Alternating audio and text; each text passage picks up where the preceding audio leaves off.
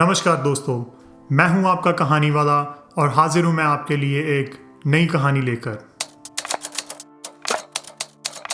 तो दोस्तों, ये कहानी है हिंदुस्तान की एक रानी की। उस रानी को दो शौक थे, खाने का और सोने का। सोने का मतलब लेटकर सोने वाला नहीं, उसे गहने बहुत पसंद थे। उसने अपने दास और दासियों को बोल रखा था कि उसे हर रोज़ एक नया गहना चाहिए सोने का। उस महल में अक्सर महफिलें होती थी और रानी खूब सारा खाना खाती थी और अच्छे अच्छे गहने पहनकर वहाँ पर पहुँच जाती थी।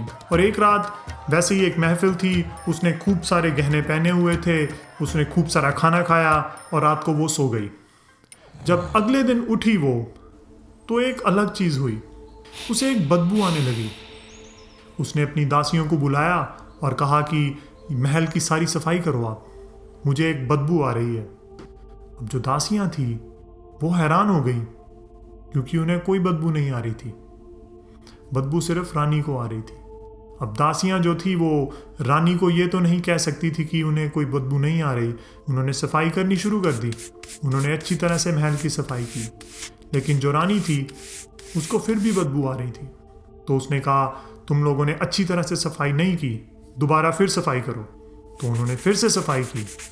अब ऐसे ही चलता रहा सारा दिन, सिर्फ महल की सफाई हो रही थी। तो जो वजीर था, जब उसको इस बात का पता चला तो वो रानी को मिलने गया। तो जो रानी थी उसने कहा, ये देखो कितनी बदबू आ रही है यहाँ से, ये बार बार सफाई करे जा रहे हैं लेकिन फिर भी बदबू क्यों नहीं जा रही। तो जो वजीर था वो बड़ा होशियार आदमी था, उसने कहा कि रानी जी आप खाना खाकर सो जाओ, मैं इसका कोई ना कोई बंदोबस्त करता हूँ। तो जो वजीर था वो एक साधु के पास गया। तो जो साधु था उसने कहा कि रानी को आप मेरे पास ले आओ, जो उसे बदबू आ रही है मुझे पता है, मैं उसका इलाज कर दूंगा। तो जो वजीर था वो अगले दिन फिर रानी के पास गया और सुबह सुबह ही जो रानी थी वो गुस्से में थी, वो बदबू जाने का नाम ही नहीं ले रही थी। उस बदबू की वजह से ना तो उसका कुछ खाने को दिल कर रहा था ना कुछ पीने को। जो वजीर था उसने रानी को कहा कि रानी माँ, आपको एक साधु के पास जाना पड़ेगा और आपकी ये जो बदबू है वो दूर हो जाएगी। पहले तो रानी को अजीब लगा ये सुनकर, लेकिन वो बहुत तंग आ चुकी थी। तो उसने कहा, मुझे अभी उसी साधु के पास लेकर चलो आप। तो वो साधु के पास चली गई। अब जो साधु था वो रानी के साथ बैठा हुआ था। तो रानी ने उसको कहा कि साधु जी, ये बदबू जाने का नाम नहीं ले रही, जब से ये बदबू आनी शुरू हुई है मैं खाना तक नहीं खा पा रही, आप इसका इलाज बताओ। तो जो वो साधु था उसने कहा कि ये जो बदबू आ रही है ये तेरे बाहर से नहीं आ रही रानी, ये तेरे अंदर से आ रही है, और इसका इलाज तो तभी होगा जब तू अपने मन को साफ करेगी। अब रानी जो थी वो सोच में पड़ गई और साधु ने उसको समझाया, दिन ब दिन ये दुनियावी चीज़ों का मोह तुझे खाए जा रहा है और तेरी जो रूह है अंदर वो दुनियावी चीज़ों की घुटन में है, वो सांस नहीं ले पा रही। और जैसे हम घबरा जाते हैं जब हमारा पसीना छूटता है तो हम में बदबू आती है, वैसे ही जो तेरी रूह है वो इस वक्त बदबू छोड़ रही है। तो जो रानी थी वो साधु के कदमों में गिर पड़ी। तो उसने कहा, साधु जी आप बताओ इसका उपाय क्या है।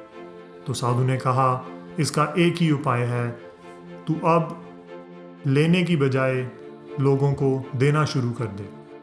तो रानी अपने महल में गई और उसने जितने भी अपने गहने थे वो सारे अपने दास और दासियों में बांट दिए। और उसने ये रियलाइज़ किया कि जैसे जैसे वो अपने गहने बांटती गई, महल में खुशियाँ आ गई, सब हंस रहे थे, सब खुश हो गए। तो जैसे जैसे उसने अपने गहने बांटे, उसकी जो बदबू थी वो दूर हो गई और फिर से उसे अपने शरीर की जो खुशबू थी वो दोबारा महसूस होने लगी। और उसके बाद उस रानी ने कभी भी अपने दास या दासियों से कुछ भी लिया नहीं, उन्हें सिर्फ देना शुरू कर दिया। उसे पता चल गया कि जो लेने में खुशी है उससे कई ज़्यादा खुशी है किसी को कुछ देने में। तो ये थी आज की कहानी। आपको कैसी लगी आप प्लीज़ मुझे कमेंट्स में बताएं और प्लीज़ शेयर ज़रूर कर दें यह कहानी अपने दोस्तों के साथ, फेसबुक पे, इंस्टाग्राम पे, व्हाट्सएप पे, जहाँ पे भी आप कर सकते हो। और अगर आपने बाकी कहानियाँ नहीं देखी तो यहाँ पे अवेलेबल हैं कहानियाँ, आप देखो और प्लीज़ चैनल को सब्सक्राइब कर लो और घंटी ज़रूर ऑन कर लेना ताकि अगले हफ्ते मैं आपको फिर मिलूं एक नई कहानी के साथ। तब तक के लिए नमस्कार।